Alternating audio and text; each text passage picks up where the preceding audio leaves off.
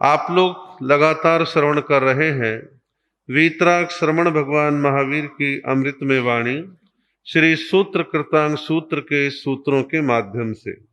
आगे अन्य सूत्र में आगमकार कहते हैं संतोषिणो नो पकरेंति पावम। संतोषी साधक कभी कोई पाप नहीं करते। संतोषी साधक कभी कोई पाप नहीं करते। साधक का अर्थ यहां व्यापक लें, केवल मात्र आप साधु से ना तोलें।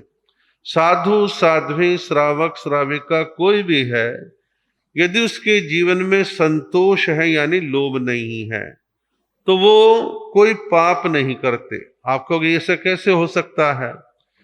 कहा है कि पाप का बाप लोभ है। पाप का बाप लोभ है। हमारे जीवन में जब जब लोभ ज्यादा बढ़ता है तो हम पाप की तरफ बढ़ते हैं। ये ले लो, वो ले लो, उसको पीछे कर दो, उस पर कब्जा कर लो, वो चीज हमारी है। झूठी रजिस्ट्री, झूठे कागज, झूठी गवाही, ना जाने क्या क्या प्रपंच करते हैं। लेकिन लोभ के विपरीत है संतोष। जब संतोष आ गया तो किसके लिए पाप करना, किसके लिए गलती करनी, किसके लिए औरों के अधिकार मानने। जो मिल गया, जितना मिल गया, संतोष से रहना है। कोई हाय तौबा नहीं है, कोई मारा मरी नहीं है, बड़ा संतोषी जीवन जी रहे हैं। लेकिन जब जब ये संतोष समाप्त होता है और लोभ हावी होता है तो हम पाप की तरफ बढ़ते हैं। तो अपने जीवन में हमें अपने जीवन में जो संतोष को धारण करने का जितना संभव हो, मैं ये कह दूं कि मैंने कह दिया आप और हम 100% संतोषी हो गए, संभव नहीं लगता। लेकिन फिर भी जितना ज्यादा संतोष का विस्तार होगा उतना जीवन शांत शांत शांत होता जाएगा। मैं ऐसा मानता हूं। देखिए, अमीरी गरीबी की परिभाषा को छोड़ दो, एक सामाजिक विषय है, राजनीतिक विषय भी है, और उसे छोड़ दो। उसकी कोई निश्चित परिभाषा अमीरी गरीबी की नहीं है। लेकिन एक आदमी को जीने के लिए सिंपल सिंपल दाल रोटी मिल जाए, तन ढकने को कपड़ा मिल जाए, सिर छुपाने का स्थान मिल जाए। क्या सोना चांदी के बिना जीवन नहीं चल सकता? चल सकता है। नोट कितने चाहिए जिससे महीने का खर्चा चल जाए? आदमी इतना संतोष धारण कर ले तो बहुत तरह की पापमय प्रवृत्तियों से बच सकता है। लेकिन जीवन है, संसार है, बहुत तरह की चीजें इसमें चलती हैं। फिर भी हमें प्रयास ये करना है कि जितना हम संतोष को धारण करें उतना जीवन में आनंद है और पाप से हम बच जाते हैं। अगले सूत्र में कहा है ते अतौ पासई सब लोए, जिसका अर्थ है तत्वदर्शी समस्त प्राणी जगत को अपनी आत्मा के समान देखता है। तत्वदर्शी, तत्वदर्शी का मतलब क्या है? आपने तत्व के अंतर्गत आत्मा को समझ लिया, जीव अजीव के भेद को समझ लिया, आपने पाप पुण्य को समझ लिया, और मुख्य रूप से आपने तत्व के अंतर्गत आत्मा को समझ लिया। हमारे यहां ठाणांग सूत्र में आता है एगे आया, आत्मा एक है। लेकिन एक का मतलब 1 2 3 4 5 से नहीं है। या एक आत्मा का मतलब जो आत्मा मेरे में है वो आप में है। जो मेरे और आप में आत्मा है वो चींटी मकोड़े में भी है, हाथी में भी है। सभी जीव जगत के अंदर जिनको हम जीव मानते हैं सब में एगे आया, आत्मा एक है, एक जैसी है। सभी मिठाइयों में चीनी तो मिलती ही है ना। तो ऐसे सभी जीवों के अंदर आत्मा चेतना विद्यमान है तो वो एक है। तो कहा तत्वदर्शी समस्त प्राणी जगत को अपनी आत्मा के समान देखता है। वो भेद नहीं करता, मेर तेर नहीं करता, वो भेदभाव को नहीं अपनाता। जितने भेद वर्तमान में हम और आप देखते हैं, काफी बड़ी मात्रा में ये भेदभाव धर्म परंपराओं ने पैदा किए हैं, राजनेताओं ने पैदा किए हैं। लेकिन महापुरुषों का संदेश है कि आत्मा एक यानी बराबर समान है। श्री कृष्ण ने गीता में और जैन दर्शन में भगवान महावीर ने आत्मा की सुंदर व्याख्या करके सबको, जगत के जीवों को समान बतलाने का कार्य किया है। संस्कृत साहित्य में कहा है आत्मवत् सर्वभूतेषु अपनी आत्मा के समान सब जीवों को देख, इनको महसूस कर। ये सब आत्माएं तेरी तरह है, जो इनमें चेतना है वो तेरे में है, जो तेरे में है इनमें चेतना है। इसमें किसी तरह का तो भेद मत कर। महाराष्ट्र में एक संत हुए, संत एकनाथ, बड़े अच्छे आध्यात्मिक साधक थे। तो संत एकनाथ के बारे में ऐसा एक घटना प्रसंग प्राप्त होता है। जब वो उम्र के हिसाब से थोड़े से बड़े हो गए तो एक बार का प्रसंग है, उनके गांव में कहीं बाह्य क्षेत्र में कोई थोड़ी दूरी पर भैंसे को मार रहा था। अब भैंसे को जैसे जैसे डंडे मार रहे थे तो बार बार संत एकनाथ कहते हैं कि मेरे यहां लगा, मेरे यहां लगा, यहां दर्द हो रहा है, वहां दर्द हो रहा है। उनकी माँ ने, अड़ोसी पड़ोसी ने कहा, कहाँ दर्द हो रहा है, कौन मार रहा है तेरे को? बोले हाँ मुझे बहुत पीड़ा, बहुत दर्द हो रहा है। कहा कि क्या मतलब? तो उन्होंने कहा कि देखो सामने भैंसे को मार रहे हैं, मुझे दर्द हो रहा है। उन्होंने अपनी जो भी कपड़ा ओढ़ रखा था, कपड़ा हटाया तो देखा नील महसूस हो रही है। वहां उनको इतनी वेदना महसूस हुई कि उसको मार रहे तो मुझे वेदना महसूस हो रही है। आप में से अधिकांश लोग, मैं ये तो नहीं कहता आपके अंदर अहिंसा 100% घटित हो गई है, लेकिन आप लोगों के जीवन के अंदर संत साधुओं के द्वारा सुन सुन के कुछ मात्रा में पढ़ करके आपको आत्मा की अनुभूति है। तो आप लोग जल्दी से किसी जीव को मारते नहीं है, विचार करते रहे नहीं क्यों मारना है बेचारे को, हमें भी तो वेदना होती है, हमें जीव को नहीं मारेंगे। आपकी चेतना में ये ख्याल आ जाता है कि मेरे को जैसे सुख दुख प्रिय अप्रिय है, ऐसे इन जीवों को भी सुख दुख प्रिय अप्रिय है, मैं किसी को नहीं मारूंगा। तो ऐसा जो चेतना का विकास है आत्मा के लेवल पर, यह बहुत बड़ी बात है। तो जीवन में हम आत्मा के हिसाब से ये विचार करके चलें कि हमारे समान बाकी सब जीव हैं, हम किसी के साथ कोई जुल्म, अत्याचार, अन्याय, पीड़ा, परेशानी नहीं करेंगे। अगले सूत्र में कहा है, अन्नम जणम पश्यति बिंब भूयम। अभिमानी अपने अहंकार में चूर होकर दूसरों को सदा बिंब भूत, परछाई के समान तुच्छ मानता है। परछाई के समान दूसरे को तुच्छ मानता है। क्यों? क्योंकि अहंकार है। घमंडी व्यक्ति अपने को सुपर मानता है, श्रेष्ठ मानता है कि मैं ही बड़ा ऊंचा हूं, घमंड में चलता है, गर्दन अकड़ा के चलता है और औरों को तुच्छ मानता है, कीड़े मकोड़ों की तरह मानता है, भेड़ बकरी की तरह मानता है। ये घमंड की वजह से, अभिमान की वजह से ऐसा व्यवहार होता है। बहुत सारे विनम्र व्यक्ति इस बात को हमेशा ख्याल में रखते हैं कि ठीक है, पूर्व पुण्यवाणी के प्रभाव से आज हमारे को धन दौलत, रुपया, पैसा, ज्ञान, बुद्धि, रंग रूप, सौंदर्य हमारे को मिल गया है। कोई बात नहीं, हमारा पुण्य था, हमें मिल गया। लेकिन इसका मतलब ये नहीं मैं औरों का अपमान करूं, औरों को नीचा दिखाऊं, औरों को मैं बेइज्जती करूं। ऐसा ख्याल उनके मन में नहीं आता। लेकिन घमंडी के मन में अहंकार होता है, वो किसी दूसरे को अपने सामने फटकने देना नहीं चाहता, विचार करता है मैं ही श्रेष्ठ हूं। हिटलर को घमंड था, अभिमान था, तो उसने कितने अत्याचार करे, कितने जुल्म किए। जनरल डायर को घमंड था कि हम अंग्रेज लोग बड़े बुद्धिमान हैं और हम ब्रिटेन से यहां पर आए हैं, हिंदुस्तानी तो जानवर हैं, पिछड़े हुए लोग हैं और इनमें अक्ल नहीं है, इन्हें मार दो, कुचल दो। और परिणाम है कि जलियांवाला बाग जैसा कांड वहां पर हो गया।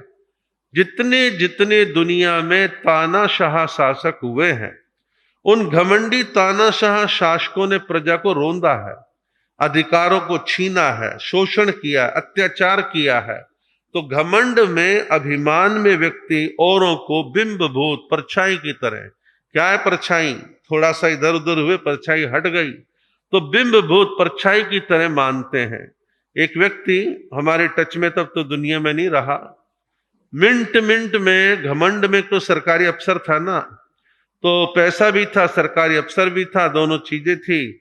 बोले उसको तो चुटके कबूतर बना दूंगा, उड़ा दूंगा, ये कर दूंगा, वो कर दूंगा। लेकिन व्यक्ति स्वयं उड़ जाता है व्यर्थ के घमंड नहीं करने चाहिए, विनम्रता को जीवन में लेकर के आना चाहिए। आपके आसपास के वातावरण में छोटे लोग, कर्मचारी लोग, काम करने वाले लोग कोई भी क्यों ना हो, आप उनको केवल पैसे, रंग रूप, सौंदर्य, उम्र, प्रभाव, पद आदि के आधार पर किसी की मखोल मत उड़ाओ, मजाक मत बनाओ। आचार्य श्री देवेंद्र मुनि जी महाराज पश्चिमी उत्तर प्रदेश में विचरण कर रहे थे। सभा में 2, 2.5, 3 हजार लोग बैठे थे। एक व्यक्ति माइक पर आया, बोलने लगा और कुछ लोग खड़े थे, थोड़ा पीछे शोर भी आ रहा था। तो उस व्यक्ति के मुख से थोड़ा गुस्सा आया और गुस्सा आके बोला, क्या भेड़ बकरियों की तरह तुमने कर रखा है? पीछे से एक आदमी क्या, हम भेड़ बकरी नहीं है, इंसान है, समाज के लोग हैं, उन्हें जवाब दे दिया। तो कभी ऐसे वर्ड, ऐसे शब्द अभिमान से भर करके अपमानजनक किसी के लिए नहीं बोलने चाहिए। तो कहा, अभिमानी अपने अहंकार में चूर होकर दूसरों को सदा बिंब भूत परछाई की तरह तुच्छ हल्का मानता है, ऐसा नहीं करना चाहिए। अगले सूत्र में कहा है, अन्नम जड़म खिंसई बाल पन्ने, जो अपनी प्रज्ञा के अहंकार में दूसरों की अवज्ञा करता है वह मूर्ख बुद्धि बाल प्रज्ञ है।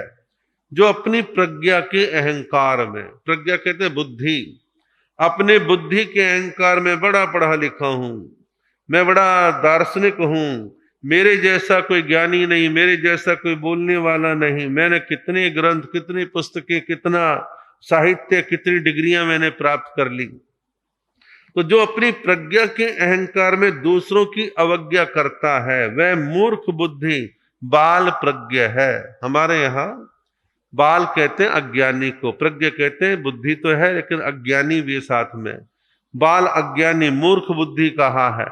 तो ऐसे मूर्ख बुद्धि बाल यानी कि बच्चों की तरह, अज्ञानियों की तरह प्रज्ञ जिसकी बुद्धि है, उनको कहा है कि वो लोग औरों का उपहास उड़ाते हैं, मखौल बनाते हैं, अहंकार करते हैं। किसका? अपनी प्रज्ञा का। तो अपनी बुद्धि, अपनी प्रज्ञा का अहंकार ना करें। ज्ञान है तो औरों का मार्गदर्शन करें, कुछ अच्छे काम करके दिखाएं।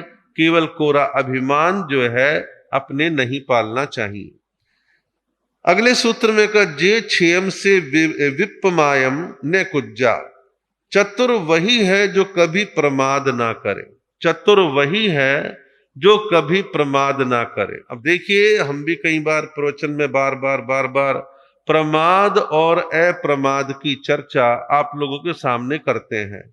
जब से प्रवचन यहाँ हो रहे हैं अशोक विहार में, तो शायद ये 4थी बार या 5वीं बार प्रमाद की बात आई है। तो यहाँ कहा कि चतुर वही है जो कभी प्रमाद ना करे, यानी प्रमाद नहीं करना चाहिए। और नहीं करना चाहिए क्योंकि बार बार गौतम स्वामी जी को लक्ष्य करके भगवान महावीर ने कई बार कहा, संयम गोयम मापमाए, संयम गोयम मापमाए।